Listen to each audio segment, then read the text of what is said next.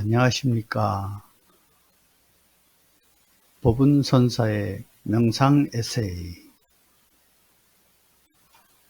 오늘은 무엇을 생각이라 하고 사유라 하는가 하는 데 대해서 이야기를 나눠보고자 합니다. 우리는 늘 살아가면서 끊임없이 생각하며 살아간다고 합니다.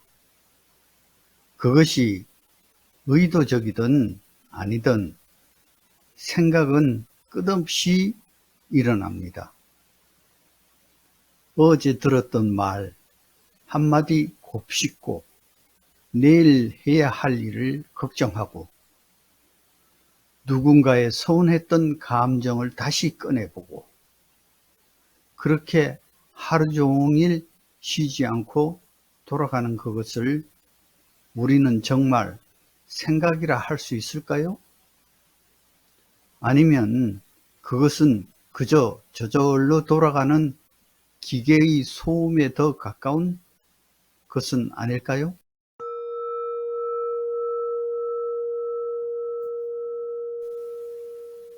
오늘은 이 문제를 함께 들여다보려 합니다. 무엇을 생각이라 하고 무엇을 사유라 하는가?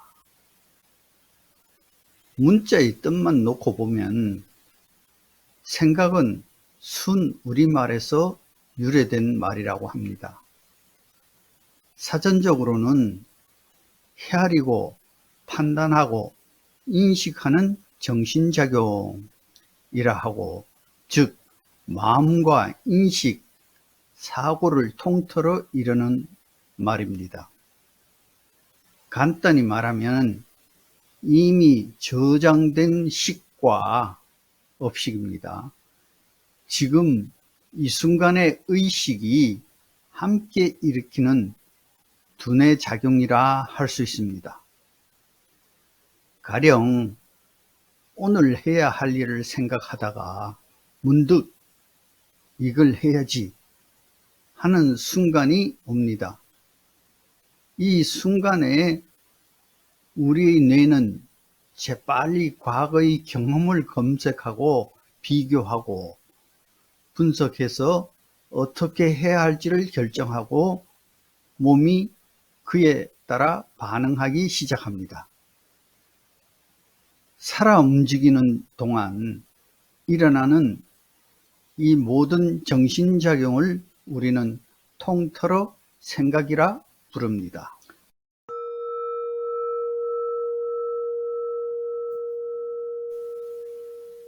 자, 그러면 첫 번째, 생각이라는 이 기계 같은 작용. 먼저 우리가 흔히 생각한다고 부르는 이것의 메커니즘부터 들여다봅시다. 대부분의 경우 그것은 스스로 일으킨 것이 아닙니다. 눈에 무언가 스치거나 귀에 무엇이 들리면 그에 대한 반응이 저절로 일어나고 그 반응은 다시 다음 반응을 끌고 옵니다. 마치 도미노처럼 하나가 쓰러지면 다음 것이 저절로 쓰러지는 식입니다. 이것을 시작한 사람은 아무도 없습니다. 그저 조건이 갖추어지면 저절로 일어나는 것입니다.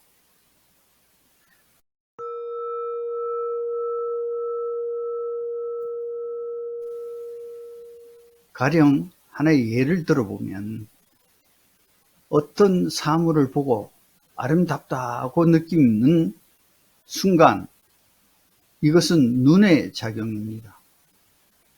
여기서 그저 아름답구나 하고 끝나면 생각은 일어나지 않습니다. 그런데 우리 뇌는 과거에 저장된 습관을 즉각 불러와 가지고 싶다는 반응을 일으킵니다. 이것은 내가 내린 판단이 아니라 과거의 습관에 의한 자동 반응입니다. 바로 이 자동 반응을 우리는 생각이라 부르는 것입니다. 자, 여기서부터 갈등이 시작됩니다. 과거의 습관은 가져야 한다고 명령하고 현재의 배움과 분별은 가지지 말아야 한다고 말립니다. 현재의 의식이 강하게 작용하면 그에 따라 행동하겠지만 이미 아집에서 나온 식이 강하게 반발하고 있으므로 번민이 시작됩니다.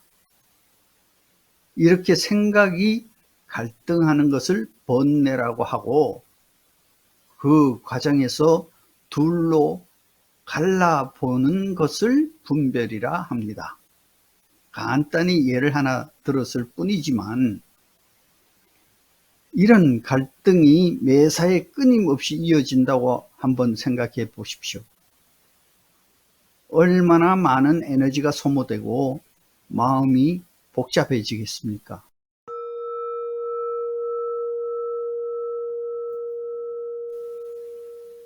반대로 과거의 습관대로 그냥 행동해 버려도 이번엔 현재의 의식과 다시 부딪혀 갈등이 생깁니다. 이 모든 작용 전체를 통틀어 우리는 생각이라 칭하는 것입니다. 이것이 곧 망상이며 번뇌입니다. 좋다, 싫다, 옳다, 그르다 끝없이 둘로 쪼개어 판단하는 마음의 습관입니다. 이 습관은 우리가 태어나기 훨씬 전 셀 수 없는 세월 동안 몸에 새겨진 길입니다. 물이 늘 같은 골짜기로 흘러가듯 생각도 이미 파인 길을 따라 저절로 흘러갑니다.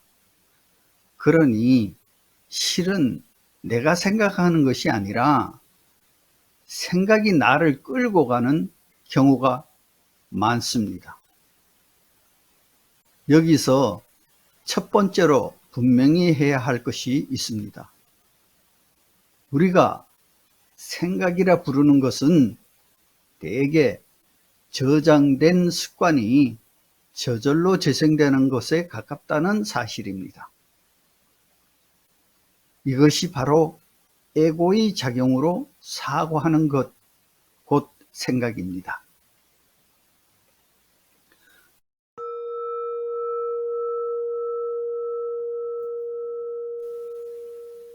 두 번째, 생각과 사유의 구분. 이것을 어떻게 구분할 것인가? 같은 생각이긴, 글로 보면은 같은 생각입니다. 인간의 삶이란 먹고 사는 문제, 즉 경제적 활동과 관련한 사고가 가장 큰 부분을 차지합니다. 그 와중에 좋고 나쁘고 좋아하고 미워하고가 일어나고 온갖 희노애락이 여기에 결부되어 즐겁고 괴롭고 분별되기 시작합니다. 그리하여 목표를 세우고 수단을 따지고 이익과 손해를 재고 정답을 향해 빠르게 달려가는 사고가 이어집니다.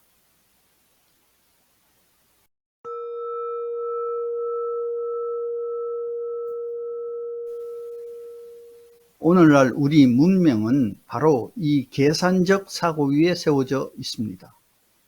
효율, 속도, 정답, 이것이 계산적 사고가 가장 잘하는 일입니다. 그러나 명상적 사유란 이러한 에고의 개입을 가라앉히는 수련입니다. 불교 유식학에서는 이 에고를 아레야식, 곧 제8식이라는 무의식이라 합니다. 이것은 우리가 태어나면서 조상과 부모로부터 전해받은 종자식이자 우리의 생명식이기도 합니다. 이 8식에 저장된 데이터는 현재의 육식, 즉 육식에 끊임없이 훈습되면서 마치 나라는 자 스스로 내리는 명령처럼 위장하여 작동합니다. 그러나 수행을 통해 이 에고의 힘이 완화되고 8무의식이 점차 정화되어 갈수록 육식인 현재 의식이 스스로 힘을 얻어 독립적으로 사고하기 시작하는 단계에 이릅니다. 이것을 선정이라 합니다.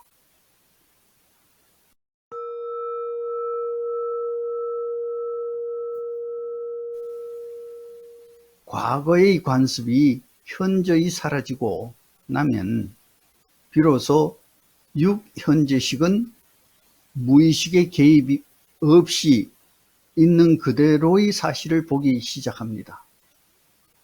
이것을 두고 정견이 바로 섰다고 말합니다. 즉, 에고의 간섭이 사라진 상태의 봄을 정견이라고 하며 이때부터는 에고가 완전히 사라진 것은 아니지만 그것을 끊임없이 알아차리는 것, 이것을 사유한다고 합니다.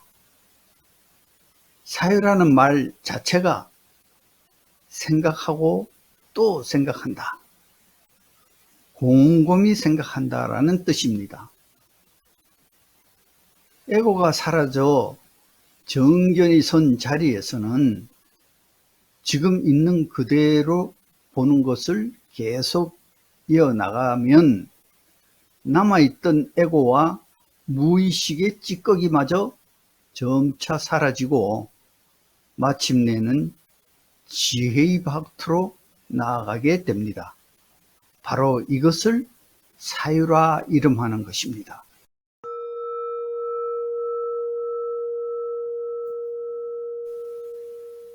세 번째, 좀 더 정확히 내과학이 보는 두 개의 마음을 비교해 보면